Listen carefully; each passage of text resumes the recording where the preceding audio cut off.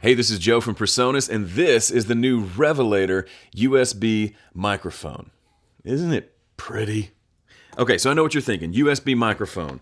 What makes this one special? I'll tell you. It does two things really, really well. The second one is bonkers how cool it is. But first, let's talk about how it works as a USB microphone. Then we'll get into some of the cool routing and software stuff that it does. As a USB microphone, it sounds great. It has a bunch of controls on the microphone itself, so you can mute yourself. You can change presets to what your voice sounds like. You can adjust the volume and the gain, all from the microphone itself. You don't have to run a single piece of software to get a lot of mileage out of this thing. It works with Mac, it works with PC, it also works with Chromebooks. So if you find yourself needing a good sounding microphone that you can use on your next EP or single, but also something that'll make your Zoom calls and Skype calls sound better, this is a great choice. So let me go over some of the features of the microphone itself. As you can see, first of all, it plugs in USB-C, and it has a headphone jack on the back. Comes with this nifty, sturdy stand. You can also mount it to a regular mic stand if you want. You'll notice a few buttons on the front. The top button is called preset. This thing comes loaded with a bunch of different presets for different sounds that you may want. So if you are a female voiceover artist, there is a female broadcast preset that will probably sound best on your voice. If you are a male voiceover artist, there's that. If you want to sing with something like delay on your vocals, you can have that as well. So there's a bunch of presets baked in, and if you use the software, you can create your own presets using our very own Fat Channel channel strip, which is like analog emulations of killer sounding analog compressors and EQs. But if you're not into that and you just want a good sounding mic out of the box and some options for making it sound better tuned to your voice, just press that preset knob. It'll cycle through those presets and you should be able to find one that sounds great on your voice or even your guitar. I've done some vocal guitar on this thing. Sounds really good. The second button, monitor, it does a couple of things. It lets you adjust the balance of what you're listening to on your headphones to what you're hearing through the mic itself. So if you're balancing who you're hearing from a Zoom call with your own voice in headphones. Also, if you hold it down, it allows you to adjust the gain of the microphone itself. And then finally, you may have noticed, I don't know if you could see it from where you were, but there's a rotary encoder at the bottom. This is a couple of things. It's a push button, it's a rotary encoder, and it's a light. So it actually gives you a lot of feedback. If you are clipping, for example, the light will light up red. So you know immediately, okay, I need to go turn something down. If you just press it and click it, it'll flash red, which means the mic is muted. So have you ever been on a Zoom call where someone calls on you or asks you a question and you take forever to find the button to click to unmute yourself? It's a little embarrassing, and sometimes the spacebar thing doesn't really work all the time. With this, you can leave your mic on in the software at all times, but if you want to stay muted, you just push the button on the mic, and then when it's time for you to talk, you just push it again and you can talk. So it's self-muting. And this also adjusts the volume for your headphones as well. Let's listen to a few presets from the mic itself so you can hear what it sounds like. Okay, here is my regular voiceover preset. This is what I use 95% of the time. It's got a little bit of compression, a little bit of EQ, a little bit of limiting, and otherwise you're just hearing the microphone itself. Here comes some delay. Let's say you want to sing a song and have some delay on your vocal. Yeah, you can do that. Or how about some distortion because you've got this you're just angry and you want to sing a really angry song. I'm really angry and I'm singing with some distortion, yeah. Or maybe you just want a nice, weird stereo slapback echo-ish sort of thing. You can do that as well. You can do that as well. Yeah. And on top of all of this, you have a dedicated fader for reverb. So if you just need a little bit of reverb, you can have that as well. And like I said, this comes with presets straight out of the box, but you can open the software, set your own presets, and then they'll save on the microphone itself, and you can just cycle through them by just pressing the preset button on the microphone. Okay, first thing, it's a great sounding USB microphone. I didn't think those two terms went together. I just assumed USB microphones weren't going to sound very good. I've recorded some really cool sounding stuff with this microphone. The second thing that it does that really blew me away when I started checking it out for the very first time is the built-in software. Not just for the sounds that you just heard, but for the routing that this will do. Let me show it to you. We've had a piece of software called Universal Control for years. This is how if you own any PreSonus hardware, like you can see here, I have several. This is how you update firmware and also how you control some of the features that are on the hardware itself. So for example, when I click on Revelator, this window pops up and it shows me quite a bit. If you're familiar with audio software, some of this might look familiar, but this is actually pretty unique. You'll notice there are 4 faders here. Actually 5, including the reverb fader. Over here, you'll see there's different mixes. There's a phones mix, a main mix, and then Loopback 1 and Loopback 2. We'll get to those in a second. Up here are where the presets live. There are 4 that you can access by pushing the button on the Revelator itself, but you can also save up to 16 in here and assign those to the button whenever you want. And then up here, we've simplified our channel strip. If you're not super familiar with how to use EQs and compressors, we've got some presets here for a vocal, a female vocal, a bass boost vocal, some low to high compression or de-essing. But if you really want to get in and tweak things because you're comfortable with EQs and compressors, if you just click these 3 buttons here, it opens up our fat channel. This is something if you use Studio One, our recording software, you'll be familiar with. You have access to both kind of standard compressors and EQs as well as vintage ones that really dial in some great sounds. And there's also some cool effects you can do, like a vocoder effect and things like that. So that all has to do with just how the microphone sounds itself. But what's with this bottom half of the software? So let me lay out a situation for you. I've been making videos for over 10 years, and I've done a lot of live streaming on YouTube, on a couple of different live stream performance platforms that are usually based on Ustream. But one of the big problems you run into is, how do I have a microphone, but what if I want to show something in my recording software? Or what if I want to play back some music to go along with what I'm playing live here, right? Like maybe some backing tracks or things like that. How do I do that routing? And for me personally, in my studio for years, the way I've had to do that with a regular microphone is I run the microphone into my mixer. I have to do my own mix there. Then I have to route all of that back into the computer. And then I have to use another piece of software, a third-party piece of software, to connect what's coming out of my mixer as my mix for my video mix, and then send that into my video recording software. Sound complicated? Yeah, it actually kind of is.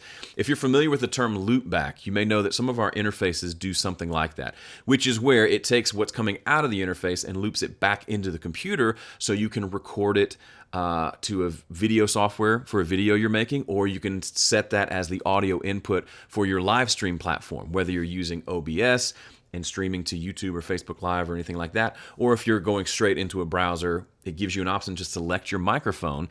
The options now, if you have the Revelator, are pretty cool and pretty flexible. So normally when you set up, let's say we're doing a live stream, we're going to YouTube, and I select the audio input for my live stream, the options are like the built-in microphone on the computer or my audio interface. Problem is, I don't want to record my audio interface because it's just going to pick up my microphone.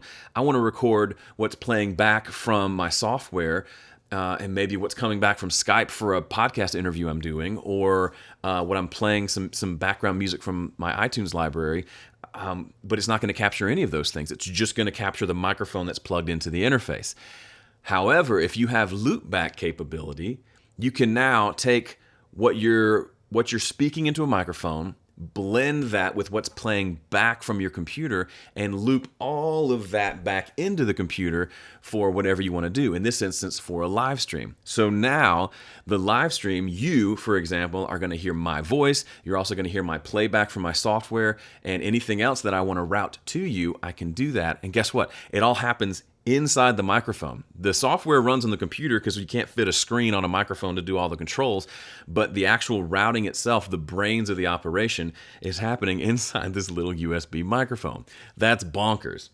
Add to that, you can control the software from our UC Surface app for iPad, which is the exact same interface as here. So you don't even have to be clicking with a mouse on your live stream. You can just have this off to the side, and you can very quickly mute your reverb, turn things back up, change presets, change routing, change your mix, adjust levels, all of that from an iPad out of sight. Very cool setup, and you're not having to hold a mouse in your hand at all times. So what's the deal with this loopback? When I first looked at this, It took me a second to figure out where things are going, but once you understand it, it's actually pretty easy. So each fader represents a different stream of audio, a different like piece of audio. So the first one is obviously the microphone. This is the level for the microphone itself. These tabs on the right-hand side are for the different mixes that I can create. If you're familiar with the live sound environment, if I'm the front of house engineer and you're the singer and you're playing with a drummer and a bass player, and you each have, let's say you each have your own stage wedge for your monitor mix. You know how the front of house person can set up different mixes for each of you, right? Yours will be vocal heavy, the bassist mix will be bass heavy, the drummer's mix will probably have a little bit of vocal and bass and guitar, but they're going to be different mixes, and you can do that because mixers are set up to have different levels and different balances for different outputs. And each output feeds a different speaker, right? We can do the same thing, but now it's all software, which makes it seem more confusing. But if you think of it in a live sound way, think of it like you got a killer, like 4-channel mixer built into the microphone, then it starts to make a lot of sense. So here are the different destinations over here where it says mix phones. These are the destinations where we can send our mixes. So the main mix, this is what's going straight into being recorded. This is kind of the go-to mix.